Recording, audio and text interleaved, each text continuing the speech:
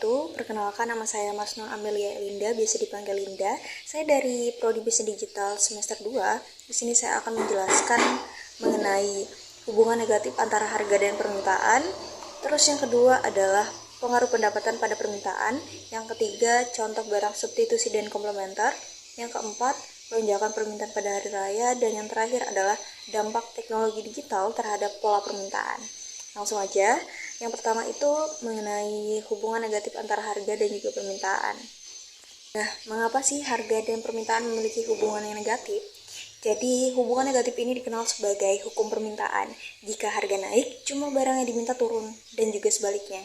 Hal ini terjadi karena dua alasan utama. Yang pertama itu adalah karena efek substitusi. Ketika harga suatu barang naik, konsumen akan mencari alternatif yang lebih murah untuk memenuhi kebutuhan sama.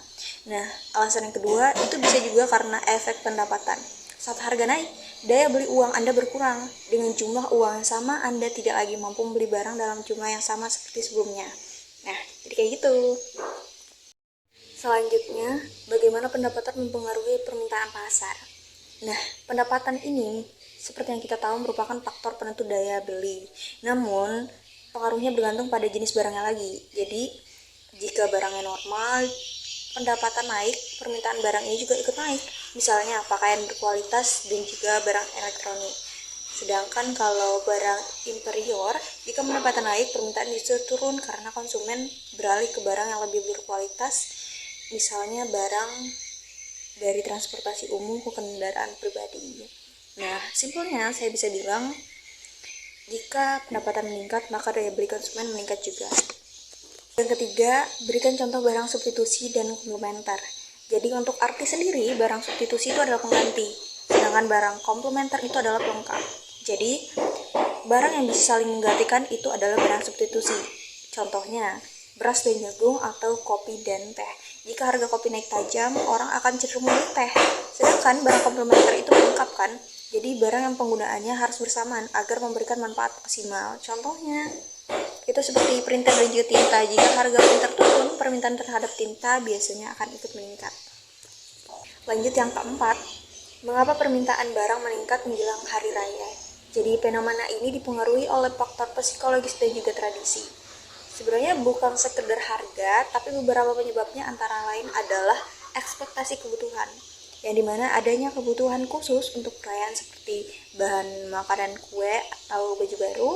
Terus peningkatan likuiditas, biasanya masyarakat memiliki dana lebih seperti tunjangan hari raya atau bisa disebut juga dengan THR yang meningkatkan daya beli secara mendadak. Terus yang terakhir juga karena fungsi sosial, konsumsi meningkat karena adanya tradisi berbagi atau jamuan makan bersama keluarga besar. Nah, yang terakhir atau yang kelima, bagaimana teknologi digital mempengaruhi pola permintaan masyarakat.